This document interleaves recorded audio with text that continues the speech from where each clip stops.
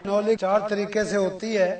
सबसे पहले वहनीसार या अग्निसार, ऊपर जाते होकर श्वास भरें, नीचे आए, छोड़ें, हाथों को जंघाओं के ऊपर रखें और पेट को अंदर बाहर।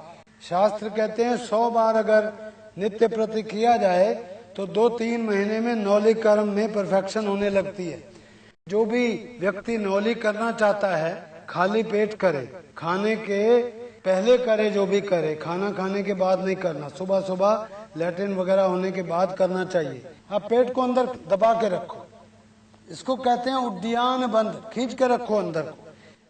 शास्त्रों में कहा है अमंद एवं गंतुंगदम च भ्रामये दुभा पार्श्वयोः सर्व रोगा निहंतीह देहानर विवर्धनम, अर्थात उदर को दोनों पार्श्वों में अत्यंत वेग पूर्वक घुमाना चाहिए। यह नौली कर्म सब रोगों का नाशक और जठराग्नि का उद्दीपक है, यानी भूख को बढ़ाने वाला है, कब्ज को दूर करने वाला है, पेट में जितने भी रोग होते हैं उनको नष्ट करता है। डायबिटीज है उसको भी दूर करने में ये मदद कर सकता है अच्छे तरीके से। किडनीज हैं, गुर्दे हैं, उनकी जो क्रियाशीलता है उसको भी जो है काफी गतिशीलता प्रदान करता है। इसके 4 भाग होते हैं। पहला है वहनीसार, उसके बाद थोड़ा आपने ये उद्यान बंद में थोड़ी देर रोकने का अभ्यास करें। दूसरा भाग है इसका मध्यम नौली, श्वास ऊपर जाएंगे भरेंगे, नीचे आएंगे छोड़ेंगे, और मध्यम नौली करेंगे, यानी दोनों नलों को आगे को बढ़ाइए जबकि पेट आपका पीछे रहना चाहिए।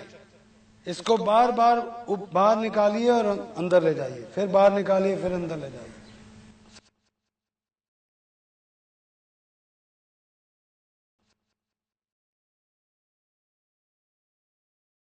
अब वाम नौली और दक्षिण नौली करेंगे, बाएं दाएं हाथों को भी चलाइए, कोशिश कीजिए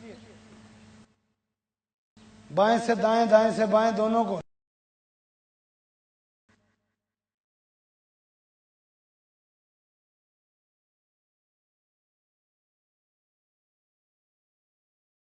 अब इसके बाद श्वास ले लीजिए, ऊपर ले जाइए, श्वास छोड़ते हुए नीचे आकर उसको पूरी तरीके से व्हर्लपूल की तरह घुमा दीजिए, चक्की की तरह। जैसे चक्की में कुछ भी डालिए पिसकर एकदम बारीक आटा हो जाता है, पाउडर हो जाता है, ऐसे ही नौली कर्म करने से आपका सभी खाया पिया लक्कड़ भी हजम, पत्थर भी हजम होने लगता है। पेट तो कभी बढ़ता ही नहीं। यदि आपको पेट की चर्बी घटानी हो तो इससे उत्तम कोई और साधन नहीं है। नित्य प्रति इसमें 10-15 मिनट लगाइए, बड़ा हुआ पेट हमेशा के लिए खत्म। डायबिटीज में लाभ, आपको श्वास रोग हो उसमें भी आपको ये लाभ दे सकता है। कई लोगों का ये भी है, मैंने देखा है, नौली भी नहीं कर सकते और पेट खराब रहता है, मोटापा भी बहुत ज्यादा है, मोटापे को भी खत्म करना चाहते हैं हमेशा के लिए, तो ऐसे लोग क्या करें, शंख प्रक्षालन, ऊपर से पानी पीते हैं, गुदा के रास्ते निकल जाते हैं। छठ कर्मों में ये शंख प्रक्षालन का भी बहुत ही महत्वपूर्ण स्थान है।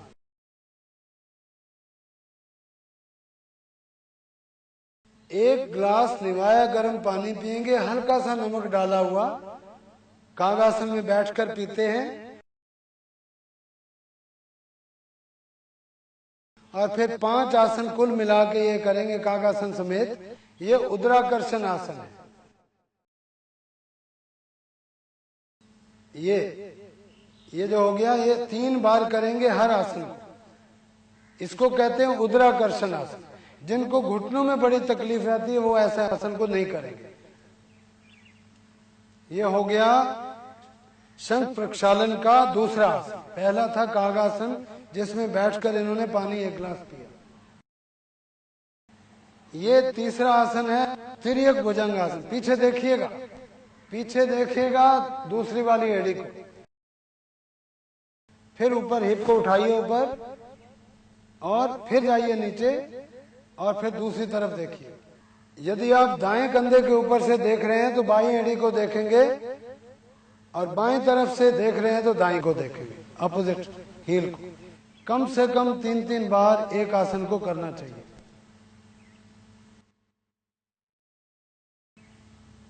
श्वास भरेंगे, छोड़ेंगे, अपना श्वास के ऊपर कोई वो नहीं। ये आपने देखा तिर्यक भुजंगासन। अब करेंगे हस्तोत्तानासन। ऊपर करिएगा हाथ, साइड में जाइए, देखिए नीचे को, एड़ी नहीं उठेगी। वापस आ जाइए श्वास छोड़ते हुए, फिर श्वास भरते हुए इस तरफ आइएगा, नीचे देखिएगा, स्ट्रेच कीजिए, इसको अंदर कीजिए, पुल कीजिए कमर को, हाथों को कम से कम 3-3 बार श्वास भर के कमर को टेढ़ा करके हाथों को अंदर की ओर, पसली को अंदर की ओर थोड़ा खींचेंगे।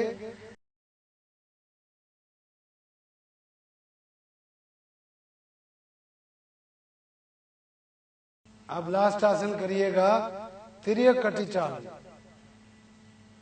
श्वास भरते हुए एड़ी को उठाते हुए वो वाली को मैक्सिमम पीछे जाइएगा, स्ट्रेच कीजिए, नीचे मत देखिए, ऊपर देखिए थोड़ा, श्वास छोड़ते हुए वापस 3-3 बार करेंगे। अब दूसरी तरफ जाइए, श्वास भरते हुए पीछे, छोड़ते हुए वापस।